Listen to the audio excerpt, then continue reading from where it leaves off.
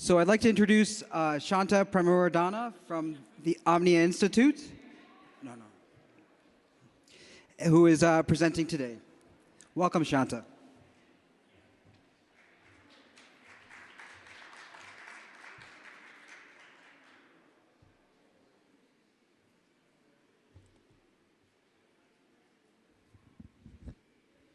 Good afternoon, everybody. My name is Shanta Premawardana, and I represent OMNIA Institute for Contextual Leadership. We have a table over there.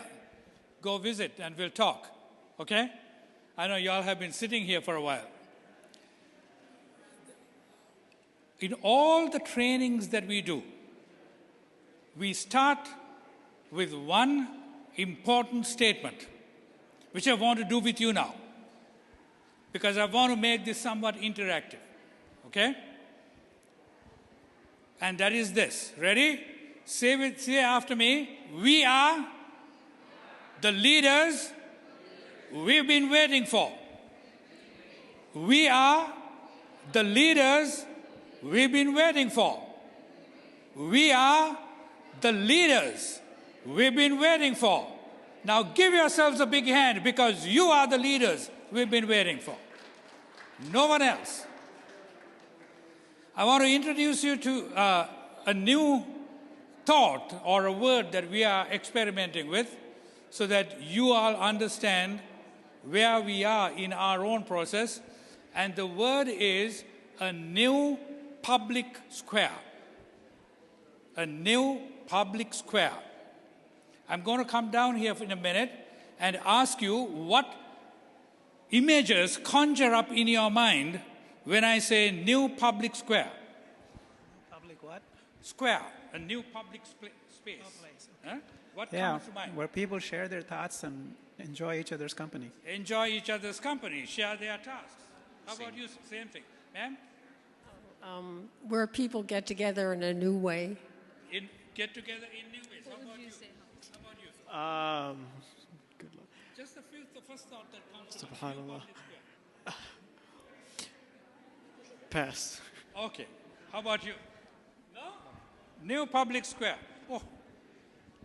Father John. Harmony. Harmony. Harmony comes to mind. Okay. Who else? How about you? Music. Music comes to mind. I want to suggest to you that we need a new public square, because current public square has some problems. If you know what happened, in around the world, it's what's happening, you understand that there are some problems in the world. And the public square seems to be broken, and we need to think again. And ours is an attempt to invite you to that thinking. Let me show you a short video about why that is the case.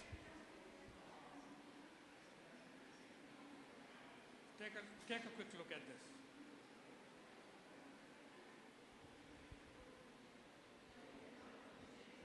And we oppress others to secure it. We wish for security and are willing to win it through domination. We pray for peace and are willing to inflict violence to get it. And so you have to wonder, oppression, domination, violence, isn't this the very definition of extremism? At OMNIA, we believe freedom, security, and peace begin when we look at our own religious beliefs and values, when we find common ground, and when we recommit to loving our neighbors as ourselves. And so we go to places where peace is most fragile.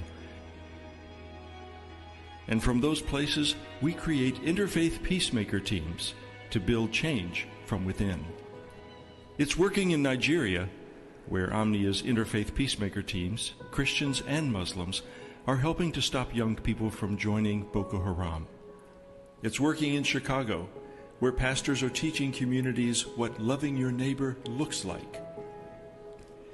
It's working in Sri Lanka, where Interfaith Peacemaker teams are helping religious leaders of all faiths honor and understand old beliefs and build new ones together.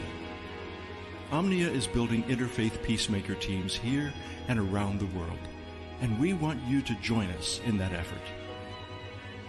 If you believe that freedom, security, and peace belong to everyone, then let's team up.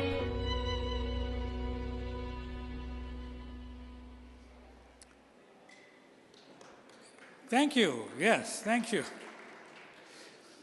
We think that using interfaith peacemaker teams, we can build a new public square. And I want to tell you why that is the case. First, a little bit more about what we do, and that is we go out to places where peace is most fragile. So we are particularly engaged in northeastern Nigeria, where Boko Haram is active. In Sri Lanka, where there is extremist activity going on. In Bangladesh. But we are invited now to India and to Kenya and several other countries as well.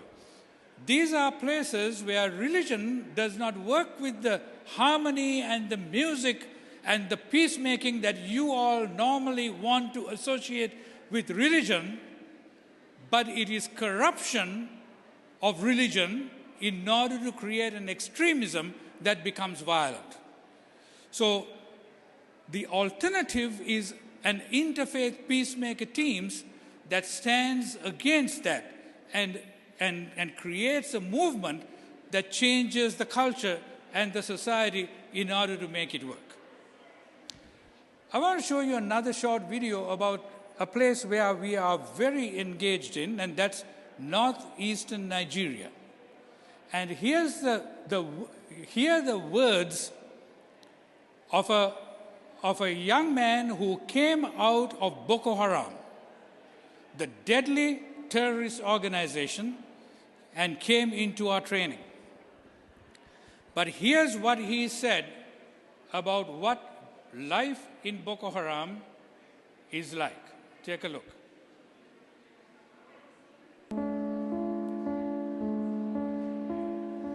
If they refuse to believe in our religion, we can come and put them in a room and put a fire. I use a fire in some rooms. That means I kill a lot of people inside that room. Being a children, there is a lot of children and old people in that place. If you kill any person, you will feel happy because you are a special person in the hereafter. If you are not a member, even a Muslim also is not a true believer. If you didn't believe with Boko Haram, you are not a believer. Your blood is allowed to shed.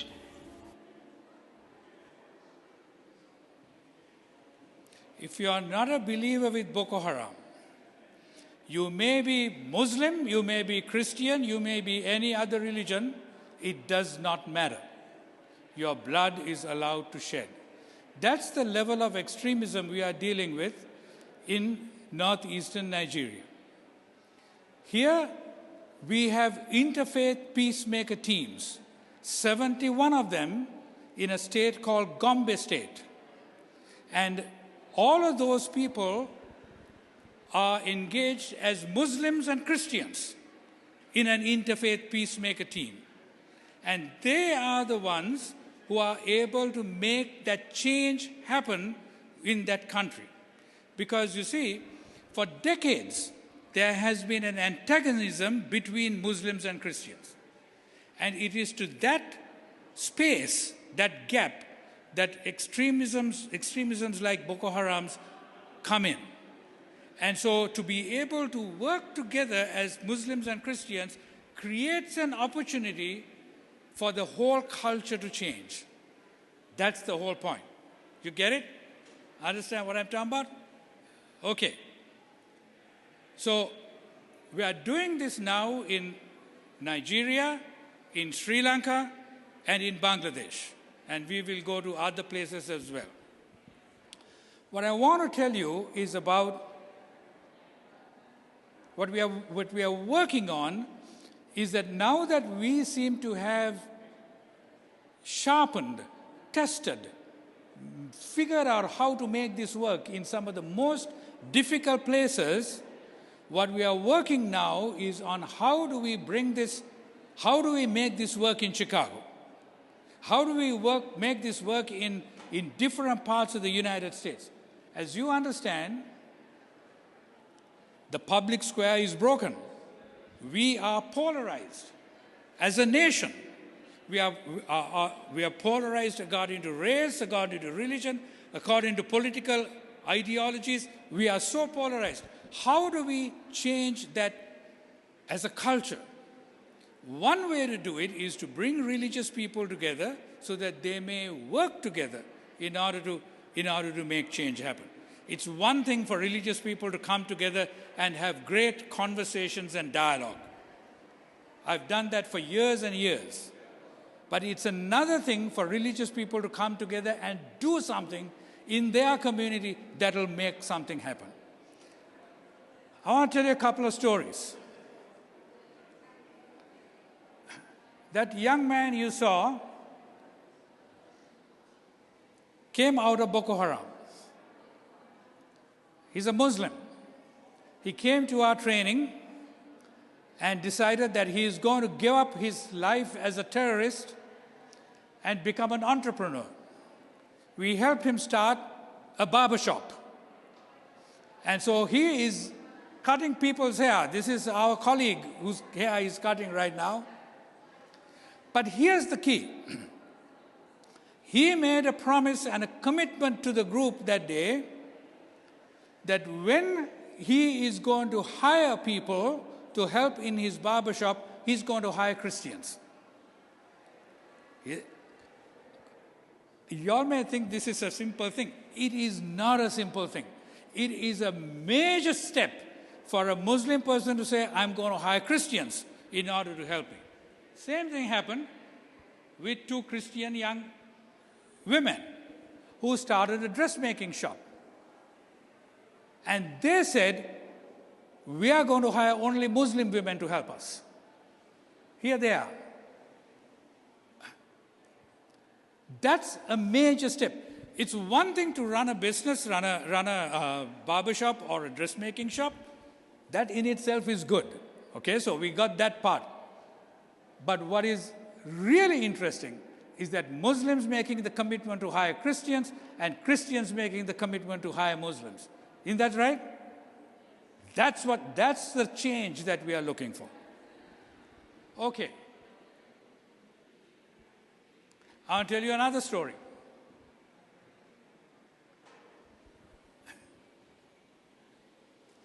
These two are tremendously powerful women. One is Ruth Abner, the other is Zuwaira Al-Hassan. Ruth Abner and Zuwaira came to our training. And during the training time, they had a one-on-one and decided, this is so good. They came from the same village, never have talked to each other.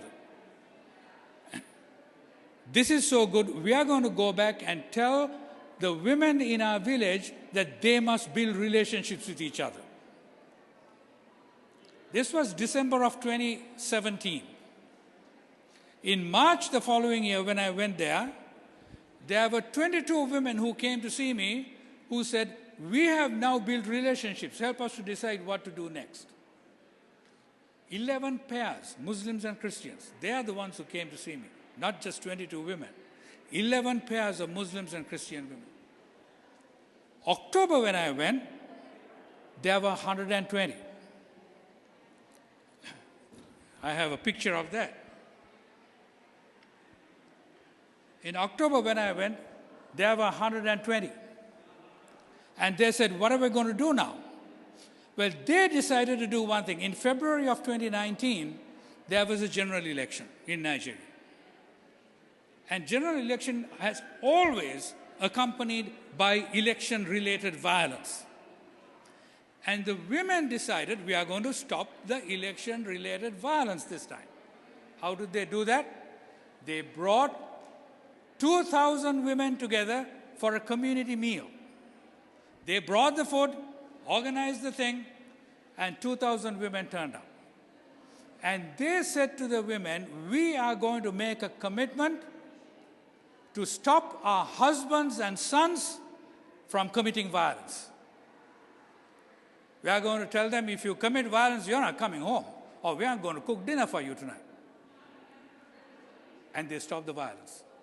February, in the village of Kaltungo, in that entire area, there was no election-related violence. It's possible because the Interfaith Peacemaker team made it happen. It organized the entire community in order to make that happen. That's the power of organizing women, particularly because they can make things happen. I firmly believe that, and I've seen that happen. Speaking of organizing women, here's a current project we are engaged in. This is in Sri Lanka. The lady you see is a Buddhist monk. Not a nun, but a monk. Think about that. There are 3,000 women who are Buddhist monks in Sri Lanka. But the government does not give them recognition. They don't have an ID card. They are not recognized as women monks. And so the 3,000 women are training with us in order to lobby the government to get the recognition that they deserve. That's a tremendous story. And so an Interfaith Peacemaker team of Christian and Muslim women leaders are working with them in order to make that happen. How are we doing? Okay. So I want to tell you this. The Interfaith Peacemaker teams are showing real good signs. I don't have enough time to show everything. I want to show you one other thing from Sri Lanka. This is Mr. Dharmasena. He's from Kandy, Sri Lanka. If you know the famous Temple of the Tooth of the Lord Buddha is in Kandy, Sri Lanka. It's a sacred city. In the village of Hantana, in the hills, the Interfaith Peacemaker team decided what we need to do is to rebuild and renovate the school that we have in the village, because it's run down, it's disrepaired. This group decided the thing that we have to do is to raise money for that. So they held a massive concert. They organized it. They went to Colombo to do that, to the capital city, and they organized a massive concert with some really famous singers. Raised an equivalent of $50,000 in order to build the school. That's the building that you are looking at. Now here's the thing. Lots of people can raise money. Lots of people can make these things happen. But an Interfaith Peacemaker team is Buddhists, Hindus, Christians, Muslims, coming together to do it. That you don't see in Sri Lanka. Muslims and Christians coming together, you don't see in northeastern Nigeria. That's the difference. Mr. Dharmasena is a Buddhist gentleman. This is an Anglican bishop. They are all working together in order to make that happen. That's the difference. Those are the stories. There's a whole pile of them. I don't have time to tell you. If you sit around a fireplace, we can talk a long time into the night. But I want to ask this question from you. Interfaith Peacemaker team has tremendous potential for building a new public square right here in the United States. Out of our brokenness, out of our polarization, not only as religions, but our racial differences, our economic differences, our political differences. Because all of the political differences, underlying all of the political differences is ideology and identity behind that. If we can make that happen, then we can see some good results. When people come together and work together, something different happens. Millard Fuller, who started Habitat for Humanity, you all know this organization, wrote a book called The Theology of the Hammer. And he said, when a black person and a white person take two 2x4s and hammer a nail down, there is more relationship building than any conversation can have. When a Muslim and a Christian can hammer a nail down, that's the theology hammer. You have relationship. When a Republican and Democrat would hammer a nail down, you would have better relationship.